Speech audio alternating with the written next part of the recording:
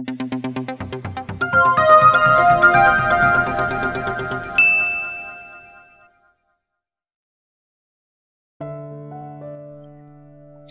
POV. Aalis na kami ha?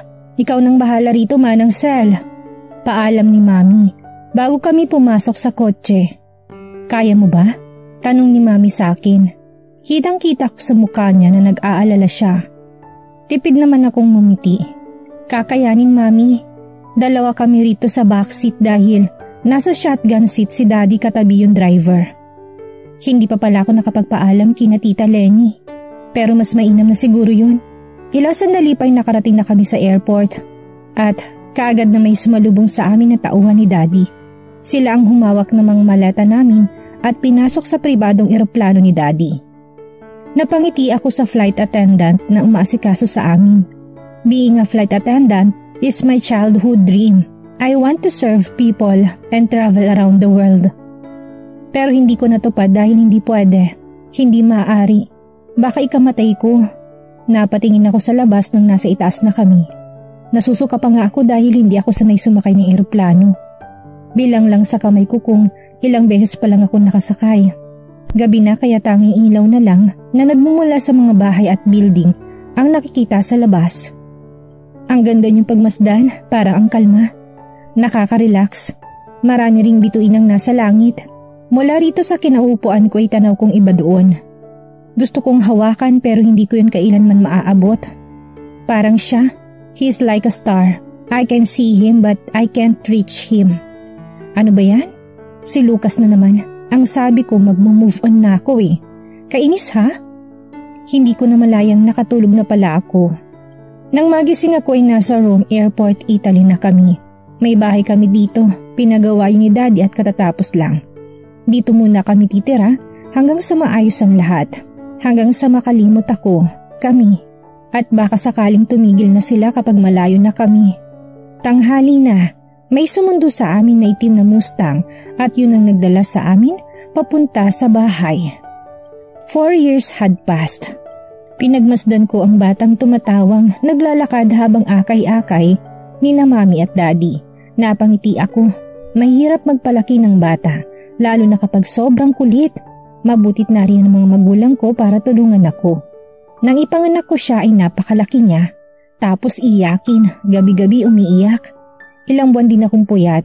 Mahirap magdalang tao ng 9 na buwan. Mahirap manganak pero kinaya ko para sa anak ko. Para kay Lex Angel. Worth it lahat ng paghihirap ko nang mailuwal ko siya. Napakagandang bata. Yun nga lang ay kamukha niya ang papa niya. Nakakainis lang. Ako yung naghirap tapos yung ama yung kamukha.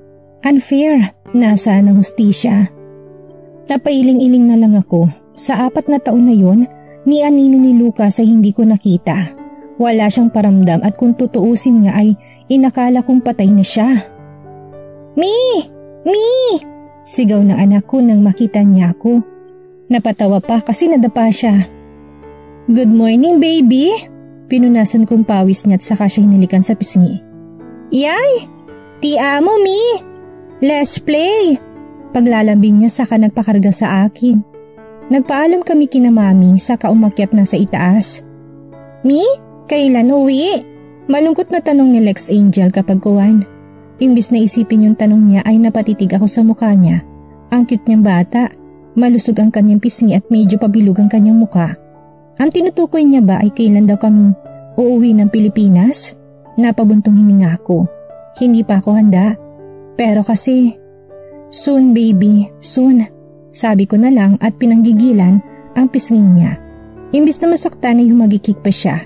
Nang maibaba ko siya ay agad siyang tumakbo sa loob at ikinalat ang mga laruan niya. Sa edad na 3 ay napakadaldal niya. Yun nga lang ay nabubulol. Hindi niya maipronounce ng maayos ang mga letter R at S. Naalala ko pa noong kapapanganak ko pa lang siya. Sa 1 buwan niya ay nagsalita na siya. Grabe yung iyak ko kasi mama ang unang salitang binanggit niya. Me? When can I meet Daddy? She innocently asked while holding her father's picture on frame. Napabuga ako ng hangin. Oo nga't sinaktan niya ako pero tatay niya pa rin yun kaya bilang respeto ay pinakita ko sa kanya ang itsura ng ama niya. Hindi ko rin naman kasi siya matitiis. Mahirap kasi kahit na ako ang kasama niya, ang daddy pa rin niyang hinahanap niya. Me, I want to see daddy. Mahinang sabi ni Angel habang sinusuklay ang Barbie na hawak niya. Medyo malungkot pa yung boses niya kaya nababahala talaga ako. Ito yung kinatatakutan ko eh. Ito yung ayaw ko sa lahat. Ang lumaki ang anak kong walang ama. Napaiwas ako ng tingin. Para sa anak ko, sige, kahit ayaw ko. Kung yun ang ikakasaya ng anak ko, ipayag ako. Her happiness is my happiness too. Seeing her happy makes me happy. Ang kasiyahan ng anak ko ang pinakaimportante sa lahat. Kaya sige, matagal ko nang hindi sinasagot ang tanong niyang yun. Next week baby, nakangiting sabi ko at nakita ko kung paano tumulo ang luha niya sa saya at mabilis na yumakap sa akin. Parang may humaplos sa puso ko. Thank you. Mahal kita. Mahal kita po, sobra po. Pinugpog niya ng halik ang buong muka ko. Mahal din kita anak ko. Ma, is Papa looks scary? Kapag kuway, tanong niya at saka umayos ng upo sa kandungan ko. He looks serious but he is soft inside. Nakangiting sabi ko habang inaalalang pagsasama namin. He will cook even though he doesn't know how just to make you smile. Tumingala siya sa akin at inosenteng ngumiti. He doesn't know how to cook? Napatawa ko. Naalala ko yung nasunog na itlog. Do you love him, mommy?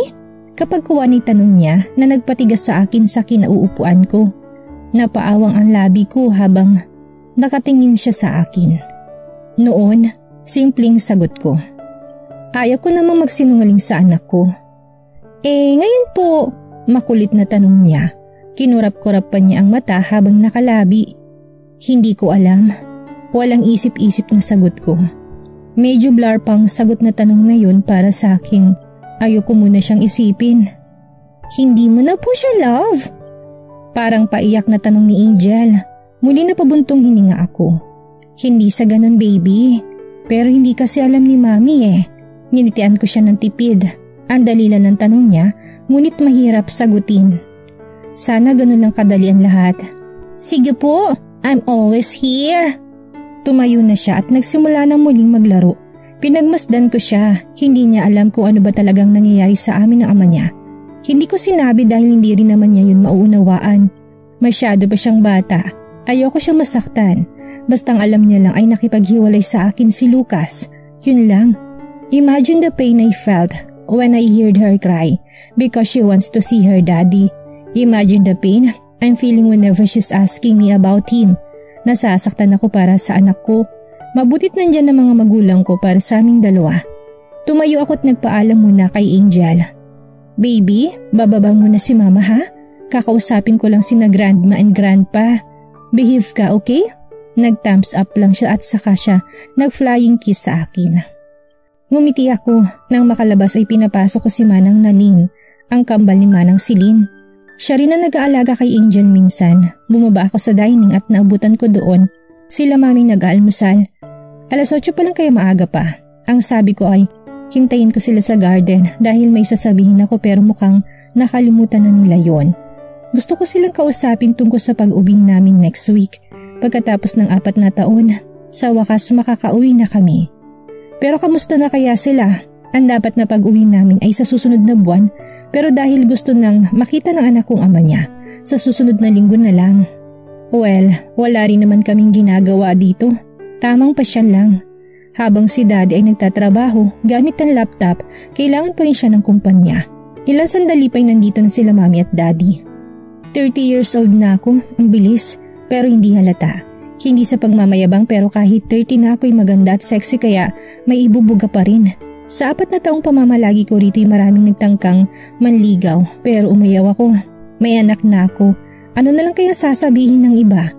Pero gaya nga ng sabi ko noon, hindi ako susunod sa yapak ni Emily. Kamusta na kaya siya ngayon? Sila pa rin ba kaya ni Lucas? O baka kasal na rin sila? Parang ayaw ko na tuloy umuwi. Aasa lang anak kong may babalikan pa siyang ama. What is it? Seryosong tanong ni daddy. Asus, parang hindi todo ngiti kanina habang naghaharutan sila ni mami. Pwedeng sa susunod na linggo na lang po tayo umuwi. Na kayo kung sabi ko. Nahihiya kasi ako sa kanila. Baka makita nilang ekspresyon ko. Nahihiya talaga ako. Uy, takang tanong ni Daddy. Dinilaan kong labi. Si Angel po kasi gusto na raw niya makita ang daddy niya. Kilala niyo po ako at alam niyo po na hindi ko kayang tanggihan ng anak ko. Kapag kuway sabi ko, ngunit hindi pa rin inaangat ang tingin sa kanila. Bagamat ramdam ko na natigilan sila, napabuntong hininga ako. Natakot sa susunod nilang sasabihin. I understand, ina rin ako si Lynn. At gaya mo, hindi rin kita kayang tanggihan. Hindi na bumabata si Angel. Alam ko sabik na sabik siya sa pagmamahal ng isang ama. Pero natatakot ako anak. Natatakot ako na baka masaktan kayong muli. Doon ako nagtaas ng tingin. Nakita ko kung paano nalaglag ang isang butil ng luha sa mata ni Mami. Mas nasasaktan siya para sa akin dahil anak niya ako. Ang sakit na riyan pa pero hindi na masyado. Ngunit ang galit hindi pa rin maalis-alis. Sa 4 na taon ko dito, naging masaya ang pamumuhay ko. Lalo na nang dumating si Angel sa buhay ko. Ngayon lang ulit ako nasaktan dahil naalala ko na muli siya. Gaya ng unay hindi ko alam kung paano muli siyang pakikisamahan. Naintindihan ko po. Hindi pa ako handa, Mami, pero ayaw ko naman po na magtago na lang. Gusto ko si Lucas harapin para masagot na lahat ng katanungan na bumabagabag sa akin. Baka sakaling matahimik na ako.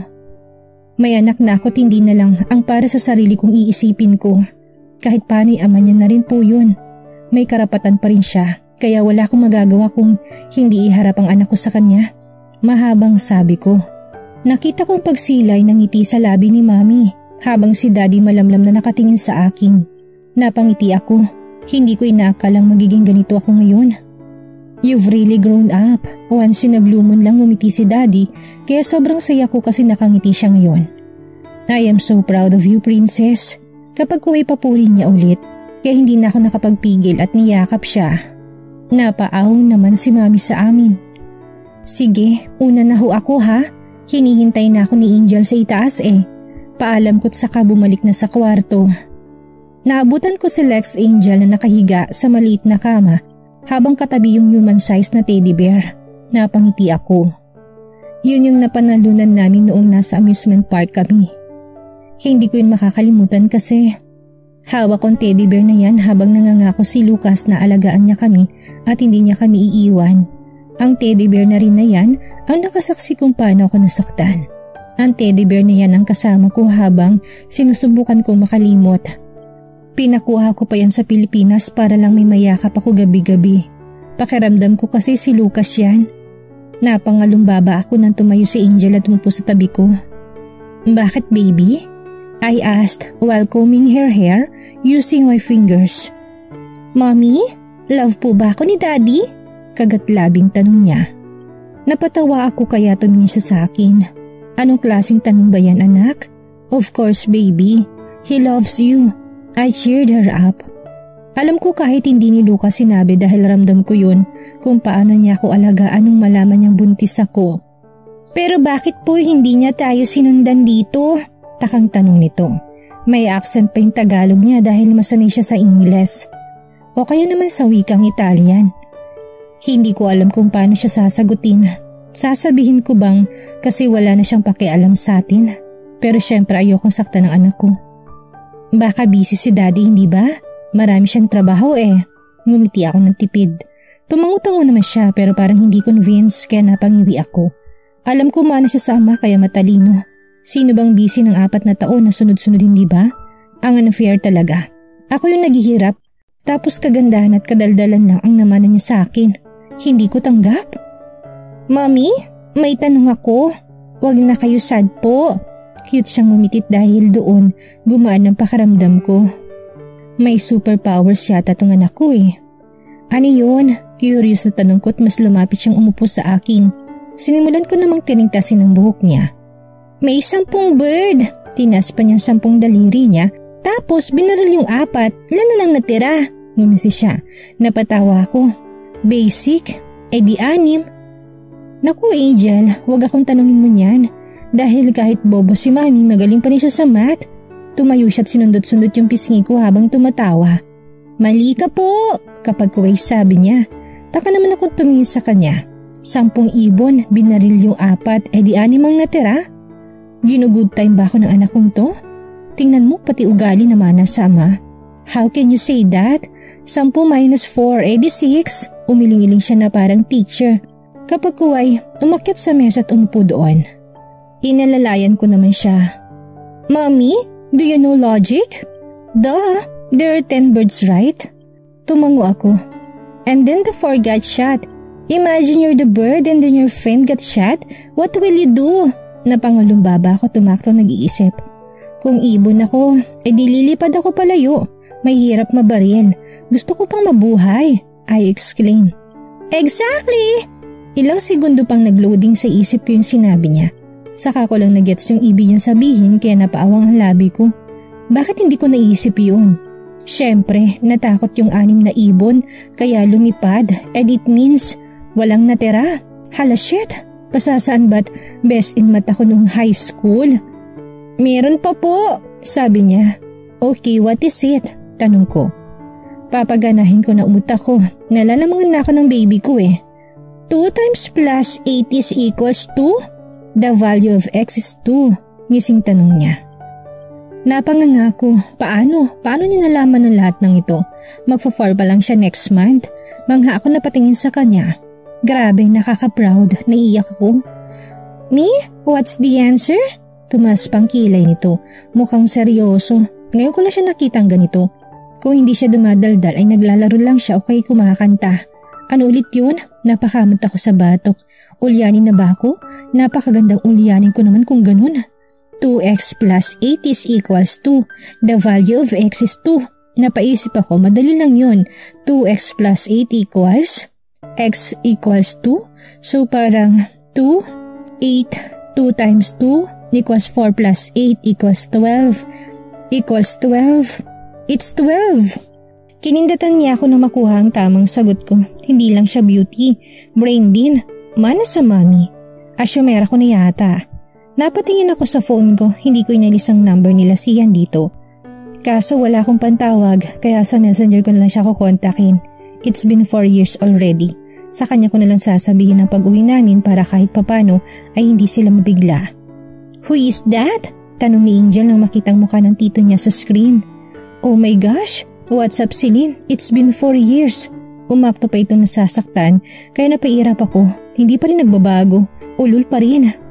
Wala ka ng pag-asa. Pamental ka na. Pangaasar ko. Nalukot biglang mukha niya. Nilapit ko naman si Angel sa akin para makausap at makita niya. Bigla namang nagulong cam niya parang nalaglag. Okay.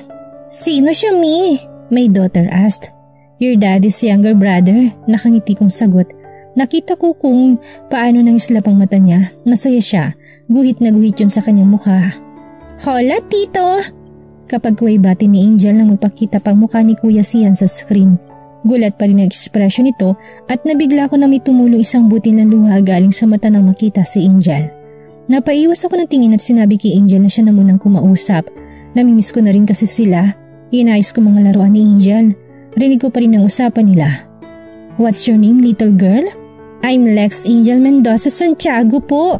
Pagpapakilala at hinihingal pa dahil sa haba ng pangalan, napatawa ako. Yan ang gusto ko eh. Ang cute kaya. And I am Sian Santiago.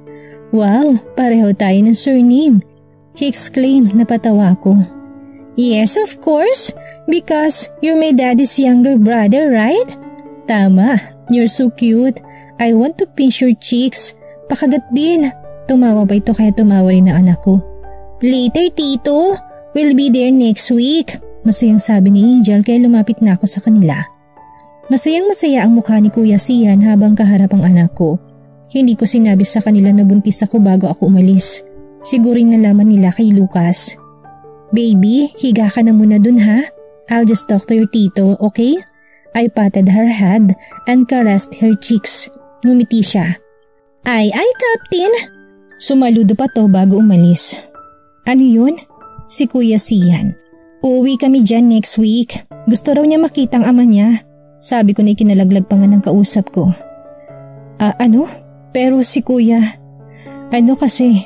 Napakamot ito sa batok. Ano? Tanong ko. Medyo kinakabahan, may nangyari bang hindi ko magugustuhan? Kasal na ba sila ni Emily kaya hindi na pwede? Si kuya kasi nasa ospital. Pupunta na nga ako dun eh. Marahan na sabi niya at napakamot pa sa batok. Bigla akong kinabahan. Hindi ko alam kung anong magiging reaksyon ko. Nagpatuloy naman si Sian sa pagsasalita. Na-coma siya 6 months na at hindi pa rin siya nagigising hanggang ngayon. Ngumitito ng mapait at napabitaw ako sa cellphone na hawak ko. Paano si Angel? Are you ready? Tanong ko kay Angel habang hawak-hawak ang kamay niya.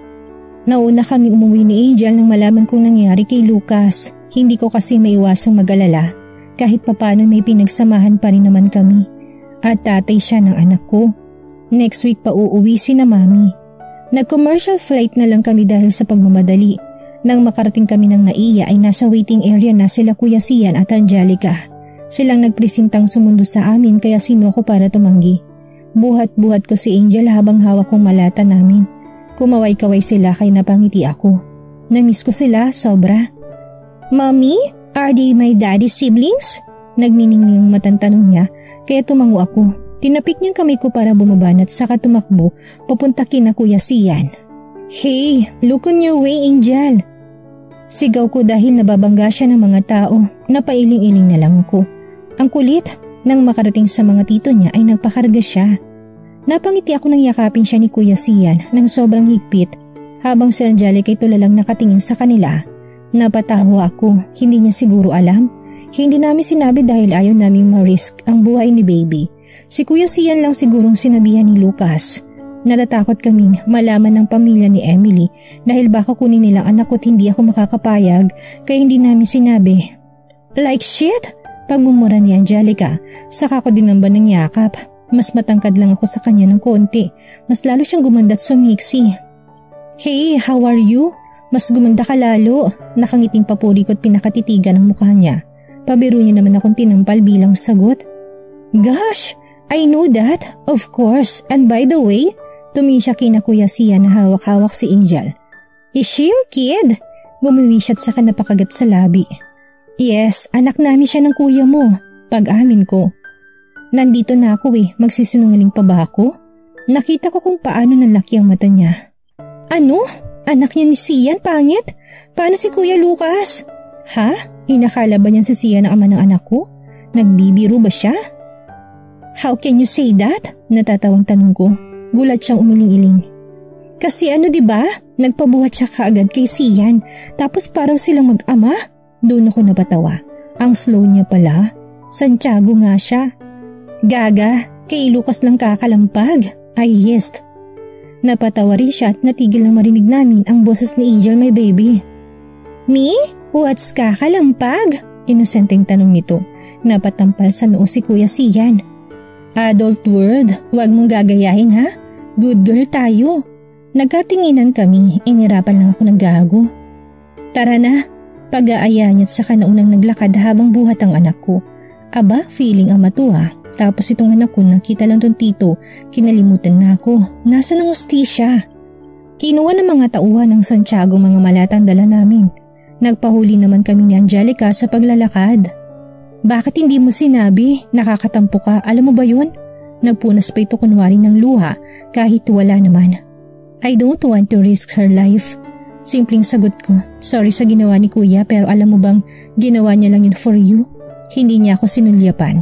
Diretso lang tingin niya sa daan. Hindi ko alam kung anong ibig niya sabihin. Ginawa para sa akin? Sinaktan niya ako. Nagngingit-ngit sa kaloob-looban na sabi ko. He loves you and that is the only thing he knew to do just to save you. Pag ako napatawa. Mahal niya ako. Pakiko please. Sa mismong bunganga ni Lucas nang galing na hindi niya ako kamahal-mahal. Siyempre magkapatid sila at nalaman niyang may anak kami ng kapatid niya. Kaya yun nasasabihin niya. Sa bibig niya mismo nang galing na hindi niya ako kailanman minahal. Napait na sabi ko. Medyo masakit pa rin. Katrauma. Hindi yun kailanman mawawala. Ang hirap talagang i-prove na worth it ka, no? Gosh, you're stressing me sis. Siya na lang bahala mag-explain. Maarting sabi niya at pinunasan ang pawis niya sa noo. Maraming tao dahil ilang linggo na lang ay December na, malapit ng birthday ni Angel. December 25, Christmas Day. Sobra-sobrang regalo na tanggap ko nung ipinanganak ko siya. Hindi ko pinagsisihan na may nangyari sa amin ni Lucas. Blessing nga dahil binigyan kami ng isang mapagmahal at cute na anak na si Angel. Mommy? Home? Excited na tanong ni Angel sa tabi ko. Yes baby. Ngumiti ako. Ano kaya magiging reaksyon nila? Mommy, I can see daddy here, right? Napawi ang ngiti ko. Hindi ko alam kung paano sasabihin na nasa ospital ang daddy niya. Mag-uusap tayo mamaya, okay? Hinalikan ko siya sa noo. Sige po, may tanong ulit ako. Cute siyang magikik na napatawa ko. Ilang sandali pa'y bumukas ang pinto ni Luan si Tita Lani. Para akong nadikit sa kinatatayuan ko. Ang kaninang malamig na mata niya ay napalitan ng saya. Namiss ko siya. Sumulyap muna siya sa akin ng ilang segundo bago na pa ako ang tingin sa anak ko. Nakita ko kung paano nalaglag ang luha sa mga mata niya. Gaya ko hindi rin siya nagsalita. Nakatingin lang siya kay Angel na parang napaka-importanteng bagay. Natatakot na baka mawala ito kapag naalis ang tingin niya rito. Well, my daughter is very important to me. She is my life, my world, my everything. You're my grandma, right? My daddy's mommy. Can I hug you? Tumalon-talon ito habang pumapalakpak ng tumango si Tita Lenny. Hindi nag-aksaya ng oras ang anak ko. Agad niyang tinakbo ang pagitan nila at saka yumakap sa lola niya. At dito na po nagtatapos ang 13 kabanata ng ating kwento at sana'y muli niyo po akong samahan sa mga susunod pang kabanata. Maraming salamat po at keep safe everyone!